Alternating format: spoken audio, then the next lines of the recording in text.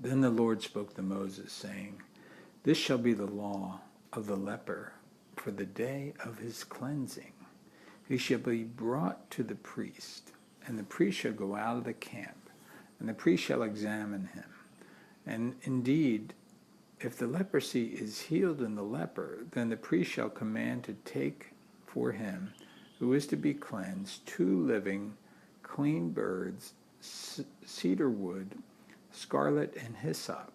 And the priest shall command that one of the birds be killed in an earthen vessel over running water.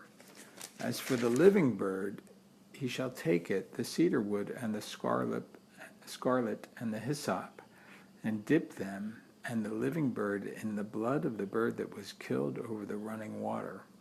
And he shall sprinkle it 7 times on him who is to be cleansed from the leprosy, and shall pronounce him clean, and shall let the living bird loose in the open field. He who is to be cleansed shall wash his clothes, shave off his hair, and wash himself in water, that he may be clean. After that he shall come into the camp, and shall stay outside his tent 7 days. But on the 7th day he shall shave all the hair off his head, and his beard, and his eyebrows. All his hair he shall shave off. He shall wash his clothes, and wash his body in water, and he shall be clean. And the 8th day he shall take 2 male lambs without blemish, 1 ewe lamb of the first year without blemish, 3/10 of an ephah of fine flour mixed with oil as a grain offering, and 1 log of oil. Then the priest who makes him clean shall present the man who is to be made clean and those things before the Lord at the door of the tabernacle of meeting. And the priest shall take 1 male lamb and offer it as a trespass offering, and the log of oil, and wave them as a wave offering before the Lord. Then he shall kill the lamb in the place where he kills the sin offering and the burnt offering, in a holy place. For as the sin offering is the priest, so is the trespass offering. It is most holy. The priest shall take some of the blood of the trespass offering, and the priest shall put it on the tip of the right ear of him who is to be cleansed, on the thumb of his right hand, and on the big toe of his right foot. And the priest shall take some of the log of oil, and pour it onto the palm of his own left hand.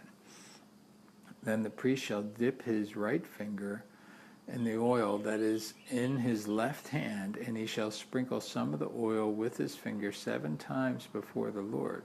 And the rest of the oil in his hand the priest shall put some on the tip of the right ear of him who is to be cleansed, on the thumb of the right hand, and on the big toe of the right foot, on the blood of the trespass offering. The rest of the oil that is in the priest's hand he shall put on the head of him who is to be cleansed. So the priest shall make atonement for him before the Lord. Then the priest shall offer the sin offering and make atonement for him who is to be cleansed from his uncleanliness. Afterward he shall kill the burnt offering, and the priest shall offer the burnt offering and the grain offering on the altar. So the priest shall make atonement for him, and he shall be clean. But if he is poor and cannot afford it, then he shall take 1 male lamb as a trespass offering to be waved, to make atonement for him, 1/10 of an ephah of fine flour mixed with oil as a grain offering, a log of oil, and 2 turtle doves or 2 young pigeons, such as he is able to afford. One shall be a sin offering, and the other a burnt offering. And he shall bring them to the priest on the 8th day for his cleansing, to the door of the tabernacle of meeting, before the Lord. And the priest shall take the lamb of the trespass offering and the log of oil, and the priest shall wave them as a wave offering before the Lord. Then he shall kill the lamb of the trespass offering. And the priest shall take some of the blood of the trespass offering, and put it on the tip of the right ear of him who is to be cleansed, on the thumb of his right hand, and on the big toe of his right foot. And the priest shall pour some of the oil into the palm of his own left hand. Then the priest shall sprinkle with his right finger some of the oil that is in his left hand 7 times before the Lord. And the priest shall put some of the oil that is in his hand on the tip of the right ear of him who is to be cleansed, on the thumb of the right hand, and on the big toe of the right foot, on the place of the blood of the trespass offering. The rest of the oil that is in the priest's hand he shall put on the head of him who is to be cleansed, to make atonement for him before the Lord. And he shall offer one of the turtle doves or young pigeons, such as he can afford, such as he is able to afford, the one a sin offering and the other a burnt offering, with the grain offerings. So the priest shall make atonement for him who is to be cleansed before the Lord. This is the law for one who has a leprous sore, who cannot afford the usual cleansing. And the Lord spoke to Moses and Aaron, saying, When you have come into the land of Canaan, which I give you as a possession, I put the leprous plague in a house in the land of your possession, and he who owns the house comes and tells the priest, saying, It seems to me that there is some plague in the house. Then the priest shall command that they empty the house before the priest goes in to examine the plague, and all that all in the house may not be made unclean. And afterward the priest shall go in and examine the house, and he shall examine the plague. And indeed, if the plague is on the walls in the house with ingrained streaks, greenish or reddish, which appear to be deep in the wall, then the priest shall go out of the house, to the door of the house, and shut up the house 7 days. And the priest shall come again on the seventh day and look. And indeed, if the plague has spread on the walls of the house, then the priest shall command that they take away the stones in which is the plague, and they shall cast them into an unclean place outside the city. And he shall cause the house to be scraped inside, all around, and the dust that they scrape off he shall pour out in an unclean place outside the city. Then they shall take other stones and put them in the place of those stones, and he shall take other mortar and plaster the house.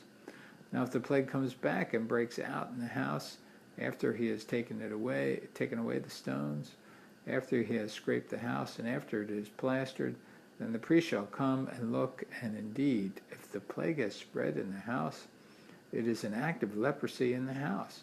It is unclean. He shall break down the house, its stones, its timbers, and all the plaster of the house, shall carry them outside the city to an unclean place. Moreover, he who goes into the house at all while it is shut up shall be unclean until evening. And he who lies down in the house shall wash his clothes, and he who eats in the house shall wash his clothes. But if the priest comes in and examines it, and indeed the plague has not spread in the house after the house was plastered, then the priest shall pronounce the house clean, because the plague is healed. And he shall take to cleanse the house 2 birds, cedar wood, scarlet, and hyssop. Then he shall kill one of the birds in an earthen vessel over running water. And he shall take the cedar wood, the hyssop, the scarlet, and the living bird, and dip them in the blood of the slain bird, and in the running water, and sprinkle the house 7 times. And he shall cleanse the house with the blood of the bird, and the running water, and the living bird, with the cedar wood, the hyssop, and the scarlet. Then he shall let the living bird loose outside the city in the open field to make atonement for the house. It shall be clean.